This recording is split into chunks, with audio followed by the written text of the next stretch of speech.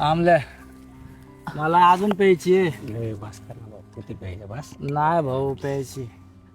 सावऱ्या जा 5 बिअर घेऊन ये आपल्या सगळ्यांसाठी. तुम्हाला सांगतोय आणायला. इथं आहेत की मित्र तुझे. अरे जा तू आण, मी नाही आणत. ताव्या 2 मिनिटं. बाबूला बोलतो काय? मित्र आहे आपला. अरे हे बाबूल तुला आणायचं आमच्या पैशाची पिताना तुला काय वाटत नाही. आणि आता तुला आण म्हणलं की हे करतो काय? तू मोठा झाला का माझ्यापेक्षा?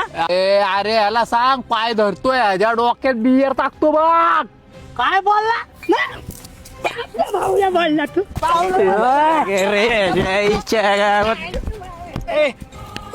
बिअर इकडं. सर सर सर तुला श्रद्धा टाकू बाजूला. दगड टाक, दगड.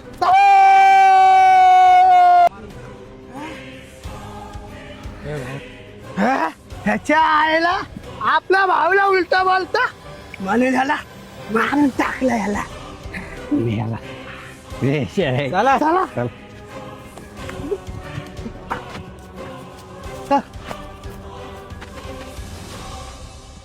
मित्रांनो, दारू किती घातक आहे बघितलं.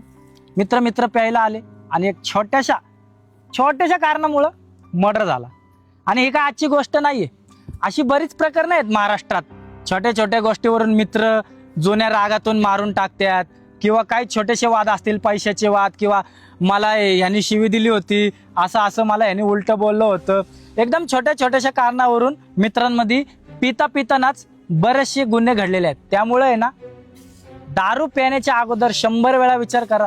ह्याच्याने तुमचा तर जीव जाऊ शकतो, पण तुमचं अख्खं कुटुंब उघड्यावर येऊ शकतो. त्यामुळं विचार करा आणि नीट राहा. तुम्हाला काय वाटतं कमेंटमध्ये नक्की सांगा. तर मित्रांनो, आजपासून दारूला आपण नाही म्हणा.